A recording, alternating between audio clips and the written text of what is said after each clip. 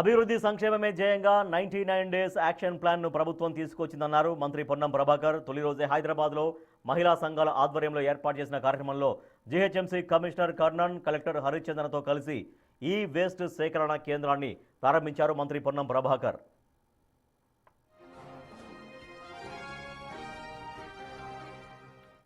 రాష్ట్ర వ్యాప్తంగా 18,000 గ్రామాలు 3,000 వార్డుల్లో విస్తరించిన ఈ భారీ ప్రణాళిక చేపట్టనున్నట్లు తెలిపారు మంత్రి.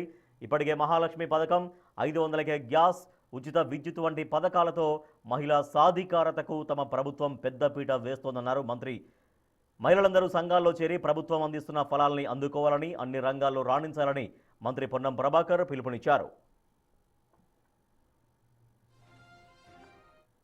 ముఖ్యమంత్రి రేవంత్ రెడ్డి గారి నాయకత్వంలో తెలంగాణ ప్రజాపాలన ప్రభుత్వం 99 రోజుల పాటుగా వివిధ రకాల కార్యక్రమాలను తీసుకొని ప్రజాప్రతినిధులు కానీ, అధికారులు కానీ, మహిళా సంఘాలు కానీ, రైతులు, విద్యార్థులు, యువకులు అన్ని రకాల అంశాలతోటి గ్రామ గ్రామాన మున్సిపల్ వార్డు వారీగా 99 రోజుల కార్యక్రమాన్ని తీసుకుంటా ఉన్నాం.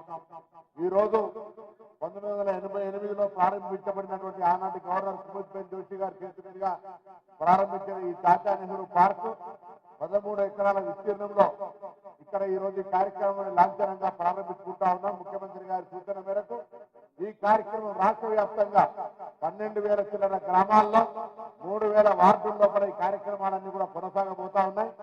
అందులో భాగంగా ఈరోజు జిహెచ్ఎంసీ తరఫున ఎలక్ట్రానిక్ వస్తువులు ఇండల్లో పెట్టుకునే స్థలం లేక, బయట వేయడం ఇష్టం లేక, ఊరికేనే ఇంట్లో ఉన్నటువంటి ఉత్సవ విగ్రహంలాగా మరి ఆ రోజు ఉన్నటువంటి పాడైన టీవీలు కానీ, కూలర్లు కానీ, వాషింగ్ మిషన్ కానీ ఏ ఎలక్ట్రానిక్ వస్తువైనా తీసుకొచ్చి ఇక్కడ మహిళా సంఘాల ద్వారా ఇంటింటికి వెళ్లి కలెక్ట్ చేసి వాళ్ళకు కొంత ప్రోత్సాహాన్ని ఇచ్చే విధంగా కార్యక్రమం తీసుకుంటున్నాం. దీని ద్వారా ఈ వేస్టేజ్ అంతా కూడా, అంటే ఎలక్ట్రానిక్ వేస్టేజ్ అంతా కూడా కలెక్షన్ చేసే కార్యక్రమంలో ఈ రోజు ప్రారంభించుకుంటా ఉన్నాం.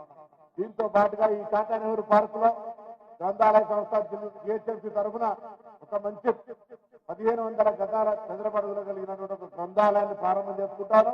అదేవిధంగా శానిటేషన్ కార్యక్రమాన్ని కూడా, శుభ్రత పరిశుభ్రతకు సంబంధించి మనం అందరం కూడా మరి భాగస్వాములు కావాలని ఆలోచనతో చేస్తా ఉన్నాం.